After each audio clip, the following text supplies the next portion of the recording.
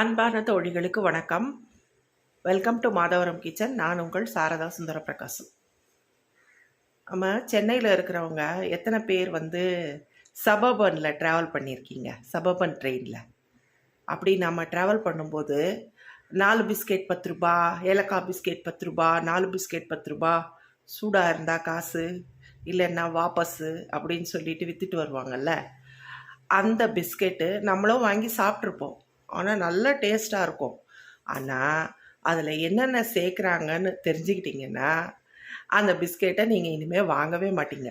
ஆனால் அதே டேஸ்ட்டோட நம்ம வீட்டிலவே நம்ம ரீஃபைண்ட் ஆயில் கோதுமை மாவு வச்சு அந்த டேஸ்ட் அப்படியே கொண்டு வரலாங்க. இப்போது அதை எப்படி செய்யலான்னு பார்க்கலாம். அதை செய்யறதுக்கு நான் ஒரு 3/4 கப்பு சர்க்கரை எடுத்திருக்கேங்க.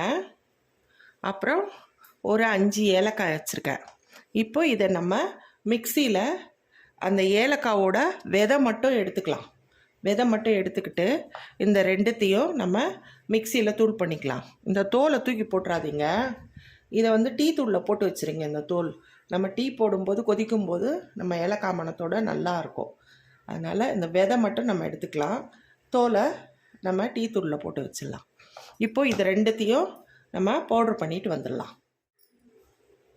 இப்போது சர்க்கரையை தூள் பண்ணிட்டேங்க. இப்போ இதில் நம்ம ரீஃபைண்ட் ஆயில் எந்த கப்பால் நம்ம சர்க்கரை எடுத்தோமோ அதே கப்பால் 3/4 கப் அளவுக்கு ரீஃபைண்ட் ஆயில் இதில் ஊற்றிக்கலாம்.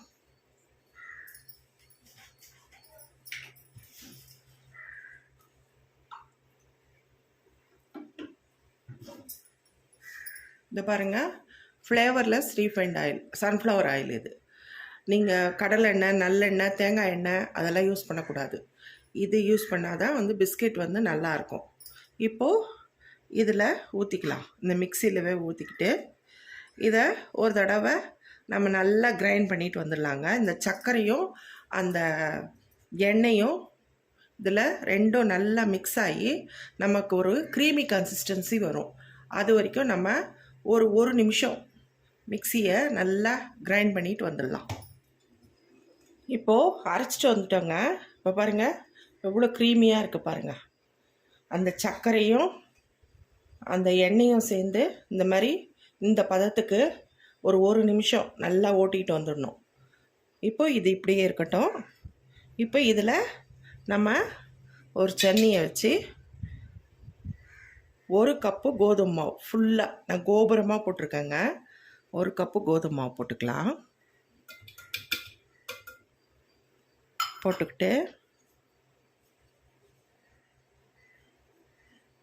ஒரு பிஞ்சு சால்ட் கொஞ்சமாக போடுங்க. பிஸ்கெட்டுக்கு அப்புறம் சால்ட்டு ரொம்ப தெரிய ஆரம்பிக்கும். இது நம்ம ஸ்வீட் பிஸ்கெட்டுன்றதால நீங்கள் சால்ட் பிஸ்கெட் பண்ணும்போது சால்ட் நிறைய போட்டுக்கலாம். அப்புறம் ஒரு 1/2 டீஸ்பூன் பேக்கிங் பவுடர் போடாமல் கூட, இது ஆப்ஷனல் தாங்க. நீங்கள் பேக்கிங் பவுடர் இல்லைன்னா சோடா மாவு இருந்ததுன்னா அது கூட போட்டுக்கலாம். அது 1/4 டீஸ்பூன் போட்டுக்கோங்க போதும். இப்போது இதை நம்ம ஜலிச்சுக்கலாங்க.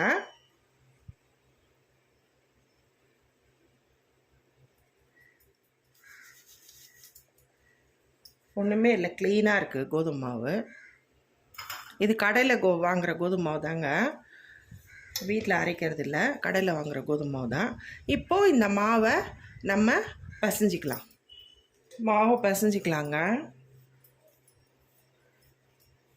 லைட்டாக பசைங்க. நம்ம இது சப்பாத்திக்கு பூரிக்கெல்லாம் பசைகிற மாதிரியெல்லாம் பசையக்கூடாது. கொஞ்சம் லைட்டாக.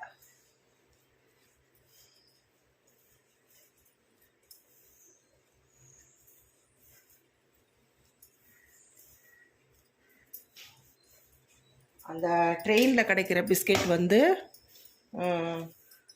மைதாவில் செய்வாங்க. ஆனால் அதுக்கு ஒரு மெயினான பொருள் ஒன்று ஆட் பண்ணுவாங்க. அதை நான் இங்கே சொல்ல விரும்பலை. அதே டேஸ்ட்டு நம்ம வீட்டிலவே கொண்டு வரலாம், இந்த கோதுமை மாவுலவே.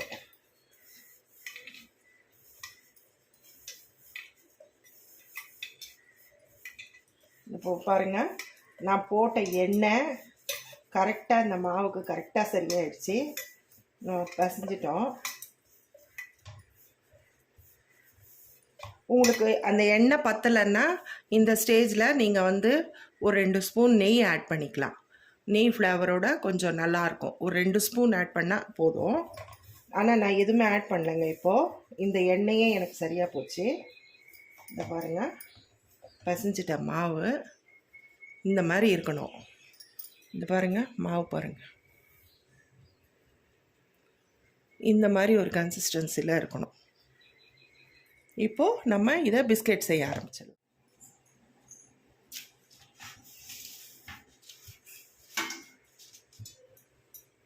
இப்போது நம்ம பிஸ்கெட் செஞ்சுறாங்களா? இந்த பாருங்கள், இந்த மாதிரி லைட்டாக உருட்டி இந்த மாதிரி செஞ்சு வச்சுருங்க. இது ஒரு பேக்கிங் ட்ரே. இதில் நான் பட்டர் ஷீட் போட்டு நெய் தடவி வச்சுருக்கேன். இது வந்து அவனில் வைக்க போகிறேங்க. இந்த பிளேட்டில் நெய் தடவி வச்சுருக்கேன். இது வந்து ஸ்டவ்வில் வைக்க போகிறேன்.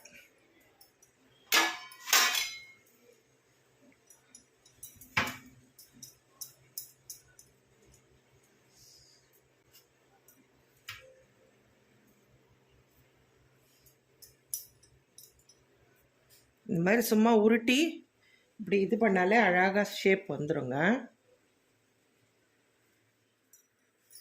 இதே மாதிரியே எல்லா பிஸ்கெட்டும் செஞ்சிடலாம். இப்போது எல்லா மாவையும் இந்த மாதிரி பிஸ்கெட்டாக செஞ்சு வச்சிட்டேங்க. இது வந்து மொத்தம் 18 பிஸ்கெட் வந்திருக்கு நான் போட்ட மாவுக்கு.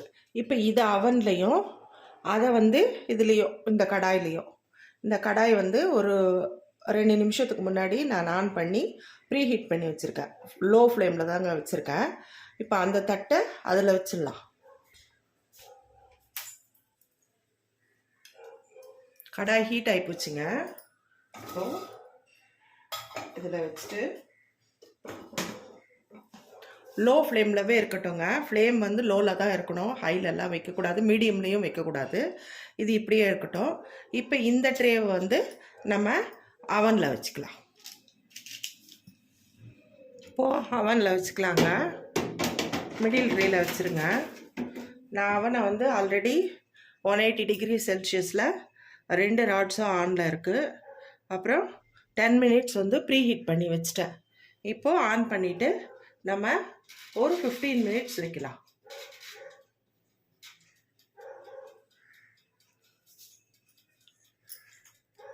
ஃபிஃப்டீன் மினிட்ஸ் கழித்து பார்க்கலாங்க. பாருங்கள், அவனில் எவ்வளோ பெரிய சைஸாக வந்திருக்கு பாருங்கள். இன்னும் டைம் முடியல, ஆனால் கம்மன்னு ஸ்மெல்லு மட்டும் பயங்கரமாக வருதுங்க. அந்த கோதுமை மாவு, ஏலக்காய் ஸ்மெல்லு. ஆனால் பிஸ்கெட் ரெடி ஆகிட்டுருக்குதுன்னு அர்த்தம். இப்போ நம்ம ஸ்டவ்வில் இருக்கிறத பார்த்துடலாம்.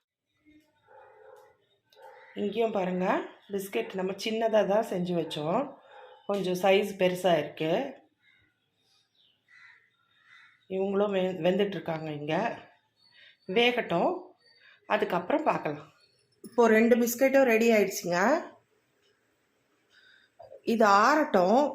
ஆறுனப்புறம் நம்ம எடுத்துக்கலாம். இப்போவே எடுத்தால் இப்போ பயங்கர சூடாக இருக்குது, கொதிக்குது.